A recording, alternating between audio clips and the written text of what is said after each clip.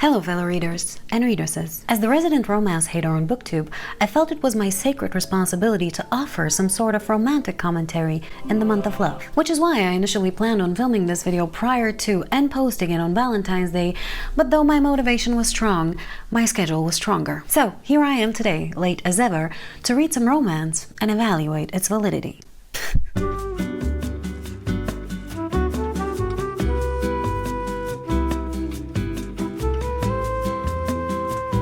For this video, I chose 3 books. The first one recommended by a virtual stranger. For the second one, I sought the help of a fellow booktuber with a strong expertise in the field of romance. And for the third, I turned to one of my closest friends who's also not a stranger to the books which explore intimate relationships. So for the next few days, I shall wear, read, and breathe romance. God help us all. Now brace thyselves and let us bravely and irresponsibly dive into book number 1. Take it away.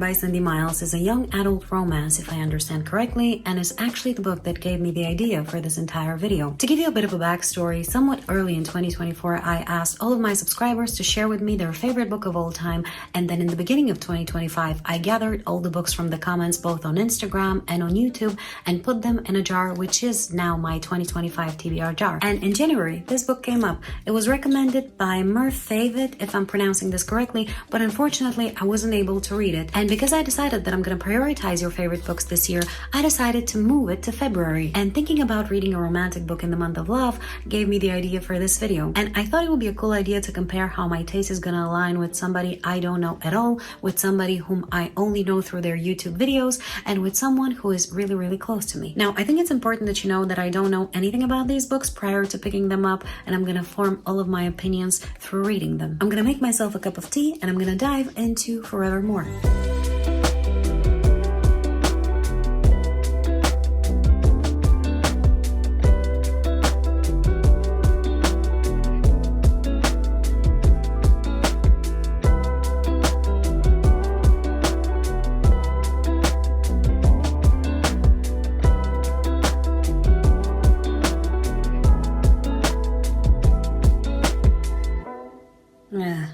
Before my dad died, I was your typical kid, except for being freakishly excellent at playing violin. You know why I don't like first-person point of view? Especially when it's a young adult book, because there's something about a teenager describing themselves as very good, freakishly good at something that sounds ignorantly braggy, and the word voracious, Madonna's Material Girl? Really? That's your song of choice? My God.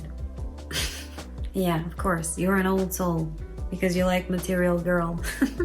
I don't know why I didn't do what other normal 3-year-olds would have done with a violin, which is whack something with it, but I just played. Not like other girly at big time early on, aren't we? He has no kids himself, so maybe he just doesn't get teenagers. I have big news for you, girl. Nobody gets teenagers. What? He was in Charleston on real estate business and had nearly sliced off his thumb with a tire iron? How the hell did he manage that? Have you seen a tire iron? There's not an edge to it to save your life. You couldn't slice off air with it. So how did he manage to almost cut off a finger? That's what I want to know. What? My long blonde hair is as straight as hay, but recently I had a pink streak put in, and I love it. It reflects my violin music, which is part punk, part Victorian. I like to think I'm part punk, part Victorian myself. Despite my standoffish manner, I'm truly a romantic. Shut up. Oh, I'm gonna have some really hard time with this book. I can tell you that much. It's like looking through chowder. That's describing mist, by the way. What a way with words.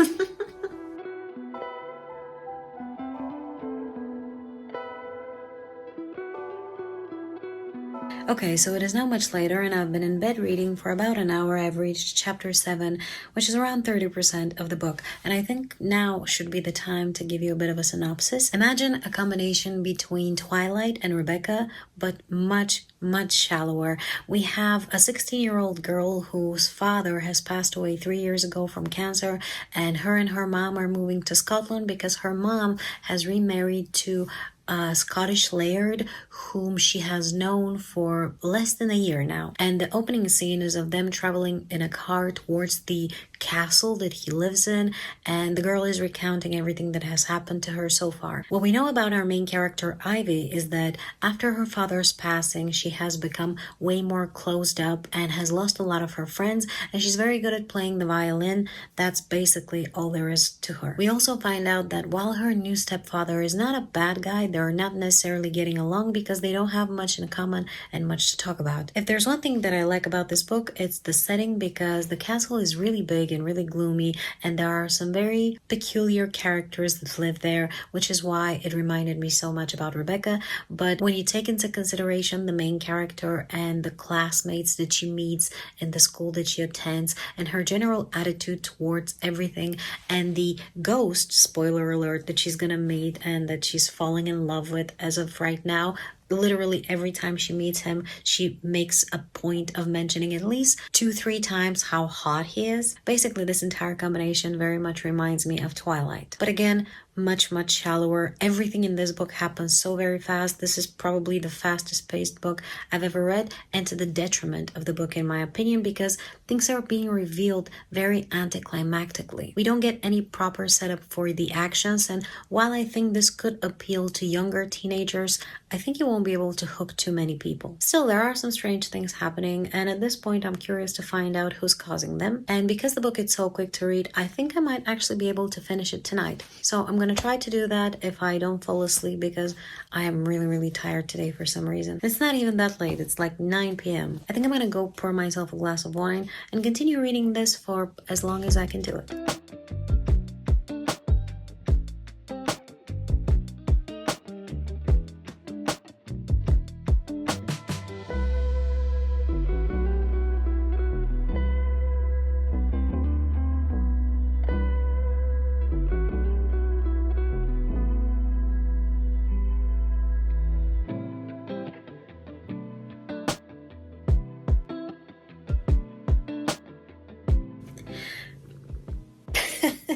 So it is a little past midnight, and I was actually able to finish Forevermore by Sandy Miles, and I think I'm gonna give it 3 stars. I know I made a lot of fun of the book in the beginning, and you know, there was a good reason for that, but overall, it was a good reading experience. I think for a young adult novel, it is just good enough. The book has a very distinct early 2010s feeling to it, back when paranormal young adult fantasy romance was really taking off, and I think if you have a bit of a nostalgia for that time, this book can give you that exact feeling. Also, the book is extremely fast-paced, which doesn't always work in its favor because there's not a lot of depth to what is happening, but I think considering that the attention span of teenagers, which this book is actually targeting, is quite limited, let's say, this fast pacing might actually work in its favor. Now, if you're looking for very deep mystery and spectacular plot twists, this is not the book for you. It's sweet, it's cute, it's predictable, it's cozy, so I would recommend it if you're looking for something like that. I would like to thank Merfavet for sharing it with me, and despite the fact that this is not necessarily my thing, I can definitely see why you like it. And I would also like to say that if this is your favorite book, you must truly have a very beautiful soul, because in order to appreciate a book like this, you must be unburdened by cynicism. And in a lot of ways, I wish I was more like you. The story is cute, it has a very cozy setting, and a happy ending. So again, thank you for sharing it. I gave it 3 stars, and I would recommend it to young people who are looking for a cute, sweet romance with a paranormal element to it. Now, I'm gonna go to bed, and I'm gonna continue this reading experiment tomorrow morning with book number 2.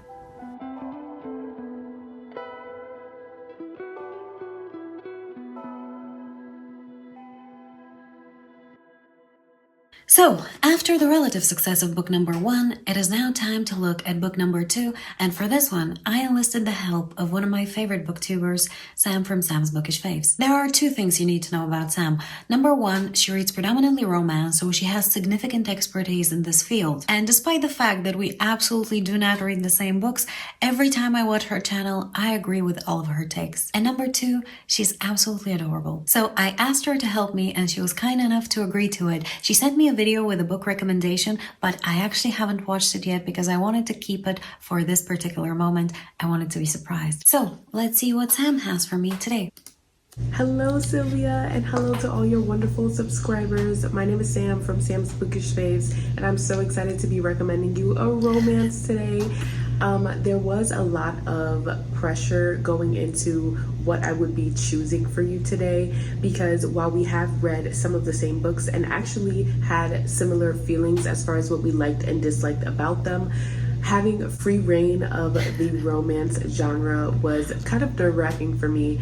But I ultimately decided to recommend you my favorite book of all time. And aside from the fact that it's my favorite, I really do think there are things that align with your reading taste that could make this book be a hit for you. And that book is Say You Swear by Megan Brandy. This one is going to be following Ariana, who is in love with her childhood best friend, who also happens to be her brother's best friend. They just all run in the same friend group.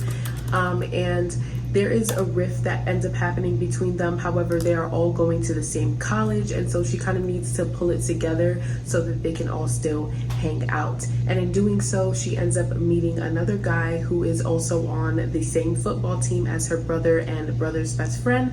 And you know, things happen and occur, and there might be a little bit of a love triangle. So I'm hoping you're able to get down with that trope just for this book. I will say there's also a lot of character and relationship development, and this book definitely hits you in a lot of feels, and I think that is really why I ultimately ended up choosing this book for you today, because I have noticed that whenever you do talk about romances in books, you tend to like ones that have much less spice and much more growth and romanticness between the characters, and I really feel like this one embodies that between characters that do end up together. So I hope that this one is a hit for you, and if it is not, please don't break my heart too much. I'm really looking forward to hearing all your thoughts about this one. Oh my god, Sam, thank you so much. I told you, she's adorable. Okay, so first of all, you know me so very well. Well, at least as much as somebody who's watched my YouTube videos can know me. I definitely do not like too much spice in the books, and I do prefer character development and as much heartbreak as one can pack in a book. So this is probably a good choice. I just googled the book because I haven't heard of it before, and the first thing I see is this other cover with the man nipples on it, which I always appreciate. And also, the book is almost 700 pages, so I don't know what the authors put in, but it was probably everything. So thank you so much, Sam, for recommending me your favorite book, and I promise to be respectful to it, even if I don't end up liking it, though I kind of doubt that. Now, I'm gonna go to work, and the first moment I have free, I'm gonna start reading this book. Let's go.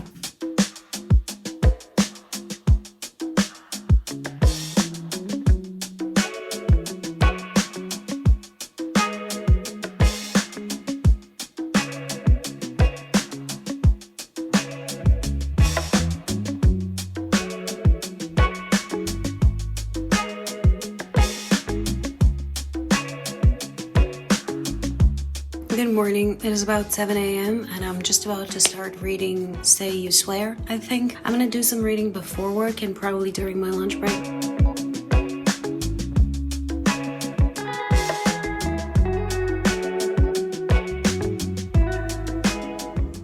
Hey, are you kidding me?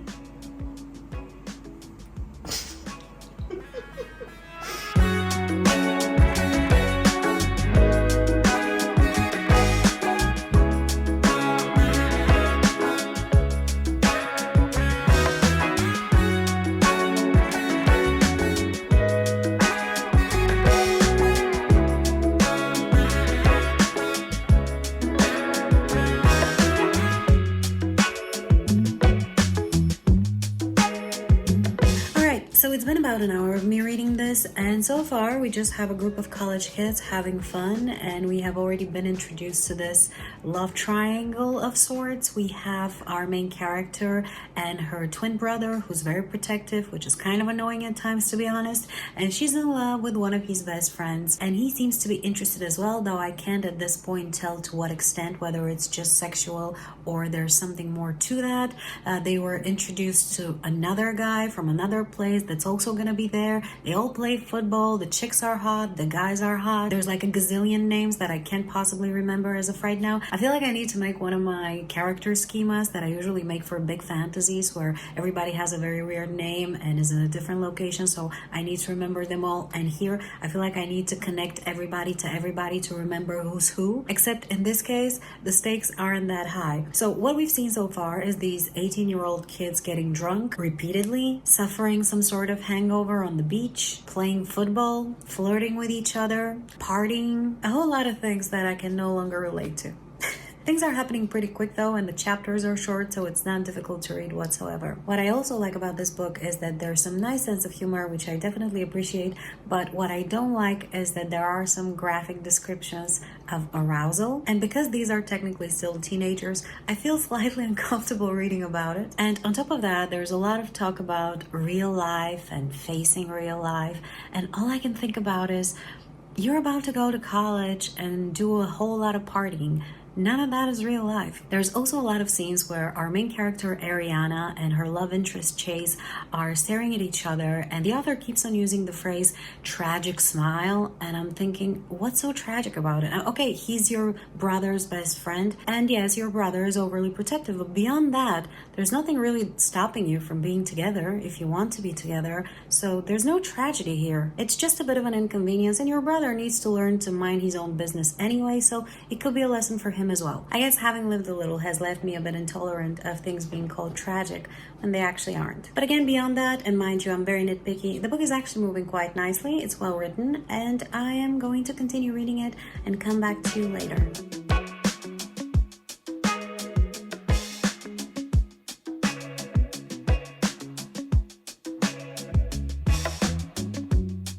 Alright, I have just reached about 20% of the book and have just been treated to a rather graphic, intimate scene. And this is the first time that our main character has ever participated in this sort of activities. And this is what it says. I'm gonna put it on screen because I don't want to read it out loud. And I'm sorry, I don't care how much you like this dude.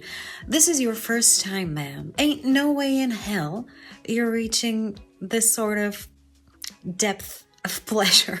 And it's not like this was some sort of fancy production on the part of the gentleman. He just went for it. I'm having a bit of a hard time believing that this could have actually happened. Anyway, now that I've ruined a perfectly standard romantical scene and my entire day, I think I'm gonna take a bit of a break and then come back to the book later because I still have like 500 pages to read. One thing this author does really well is angst. She perfectly managed to represent the feelings and experiences of a young woman that has been pushed away, even though she has tried her best. And I really like the fact that she didn't sit there and grovel and throw tantrums, but just went and tried to understand the other person and tried to subsequently make the best out of the situation, make it easier for the others around her instead of making it more difficult. I really like that. I like a reasonable protagonist.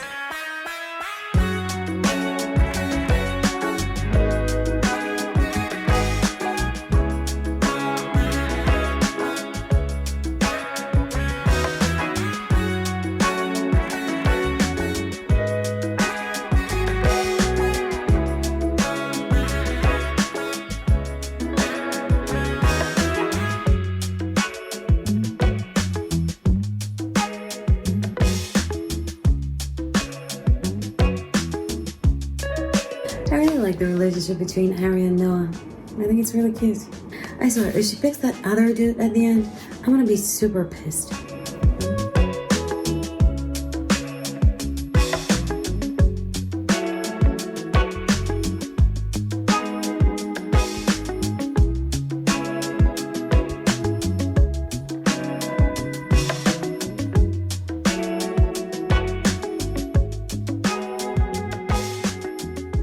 So, I am done with the read of Say You Swear by Megan Brandy.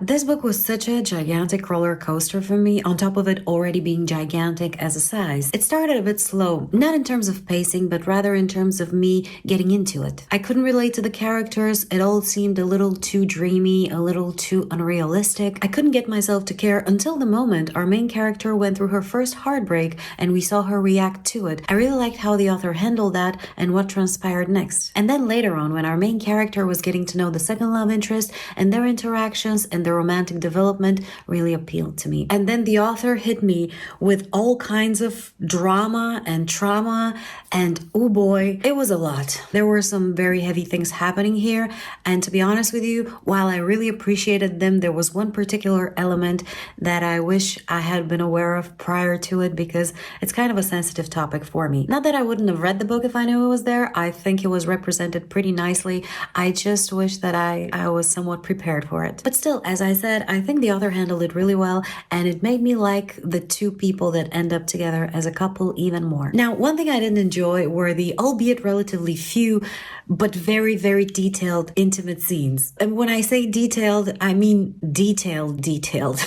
I felt like I was right there staring at the thing whilst it was happening, and it made me really uncomfortable. But I understand that this is mostly a me thing, so if you usually read romance, you probably wouldn't bat an eye at this. As I mentioned earlier, I think the author does both angst and romantic tension really, really well, which immediately makes this a very good romance. There's definitely substance to this book, and if you were, say, 10 or 15 years younger than myself, you'd probably feel right at home with it. I personally felt slightly disconnected from the characters, especially in the beginning. It did get better later on though, and I eventually grew to care about them. By the end, I was really invested and emotionally attached to them, so when the moment came for our main character to make her decision and we weren't sure what she was gonna do, although I was kind of sure, I'm gonna be honest, I was at the edge of my seat, and last night I read until 2 a.m. to be able to finish this book, even though I had to get up at 7 this morning. So if I look tired, it's the book's fault. At the end, I think I'm gonna give the book 3.75 stars, and I'm gonna round it up to 4. It is well developed, it has substance, it has nice characters, it has nice development of those characters, it has some nice romantic tension, and it managed to hook me. And I'm not giving it 5 stars because of the rather simplistic writing style, the slow beginning, and the oh boy, oh so detailed, intimate scenes. I'm telling you, if I never read a sentence about a clenching core, mouthfuls of genitalia, and grown men calling grown women baby, it will still be too soon. Still, it was a good reading experience, and I would like to thank Sam for recommending this book to me, for being brave enough to share her favorite book with me, even though she knew this was not my genre, and she knew how critical I am of these books usually. I really appreciate it, Sam. You're lovely. Please, everybody, go to her channel, give her some love, follow her. Even if you don't read romance, I bet you will like her videos. Now, 2 books are down, and we're on an upward trajectory, so let's move on to book number 3.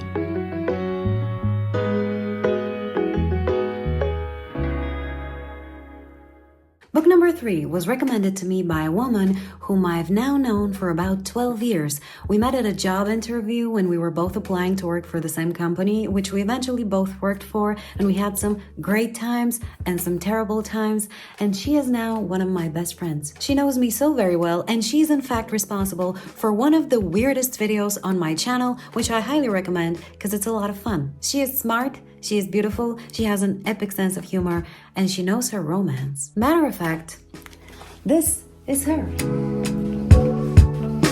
I actually postponed the video for this late in the month because I'm meeting her on the day I'm posting it, and I wanted the painting to be a surprise. I hope you like it, Plum, and if you don't, well, find more talented friends. What can I tell you?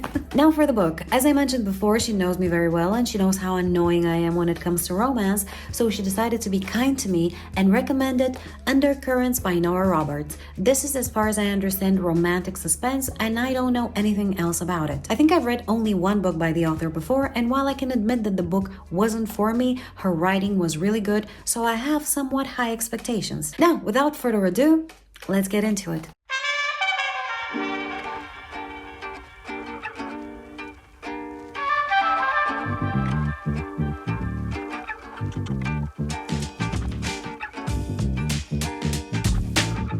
Okay, so for a romantic book, this one starts rather heavy. We have a seemingly picture-perfect suburban upper-middle-class family, which actually hides many dark secrets. So basically, the husband and the wife are the worst, and their children are suffering because of that. We started with a particularly violent scene, and then we transitioned into more of a higher view of the life of this family. There are 2 children in the family, and we follow mainly the boy who's older and who starts writing in his diary an accounting of all the abuse that is happening in the family. So some time passes, and we are then shown another violent scene, which ends up with the son being arrested and the daughter and the mother and the father being taken to the hospital. Now, there was some planning for further manipulation, but thankfully the children were able to escape with the help of their aunt and some of their aunt's friends, and then both the father and the mother were convicted, and there was some time jump. So far, to be honest with you, I started very hooked on the book because there was some actual real drama, but it kind of died down, and with it my interest. I'm hoping it's gonna pick up again, so I'm gonna go read and I'll come back to you later.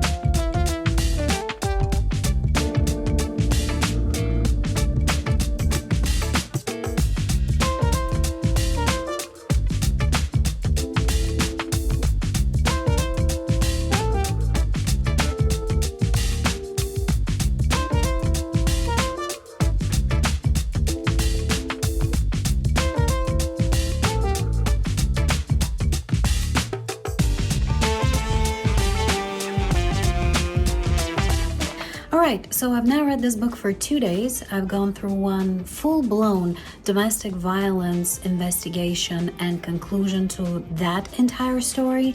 Then I followed 2 generations through their love stories and been a witness to one Hallmark-esque small-town community rejuvenation. And there's still half a book left. I really have no clue what this woman could possibly put more here, but I'm kind of looking forward to it. To be honest with you, this is definitely not my kind of book, but I can appreciate it for what it is. And what I like the most about it is that there's no explicit sexual content. It's just a whole lot of family drama mostly, but also growth stories and this sort of cozy atmosphere of people doing what they want, pursuing their dreams and succeeding in that. I realize that the kind of books that I've read so far might have skewed my understanding of what makes a good book, because I'm used to things going to hell continuously, and here things just fall into place continuously. People make a plan, they execute it, and it happens. There are some stuff on the way, but mostly it's just people achieving their dreams. And while I can appreciate that, I'm also a little bored by it. Can I put it that way? Don't get me wrong, the book is entertaining. It's just not what I'm used to being entertained by. As I mentioned, I still have half a book left. I don't know what could possibly happen from here on out, and I'm looking forward to seeing it.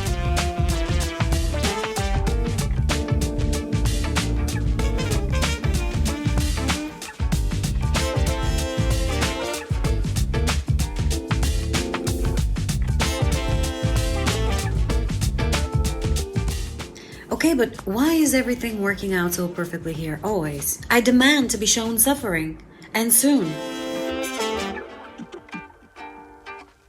Okay, so I am done with Undercurrents by Nora Roberts. Matter of fact, I finished it last night, but I took some time to sit and think about what I read and clarify my thoughts a little bit. First of all, Nora Roberts is a great author. She doesn't need my endorsement to be considered such, but she has it anyway. She's clearly very talented and has an amazing imagination. On top of that, the book packed a lot of substance. One might say too much substance, and I think this is my biggest issue with the book in general. There were too many things happening packed in too few pages. We followed too many people through too many twists and turns, and in my opinion, there was an excessive amount of time jumps. There's also a distinct slice of life moment in this book where we follow people through everyday life and the things that they do, which kind of makes the pacing feel off, because we have very intense moments. The book started very intensely, and then we went into this very chill, very Hallmark-esque kind of mood, and then we went with a little bit higher intensity again, and then we went back to the Hallmark style. And worst of all, because so many things had to happen,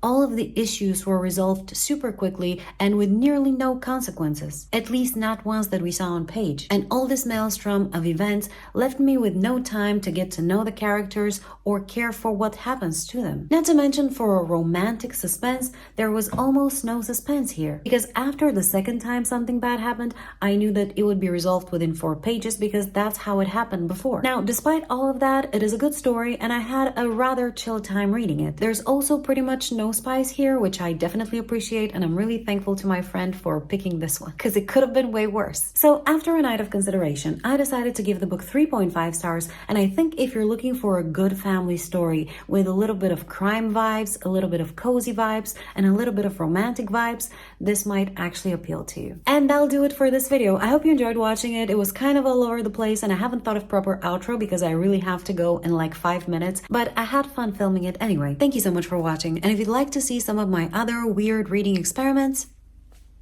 check out this playlist. Bye!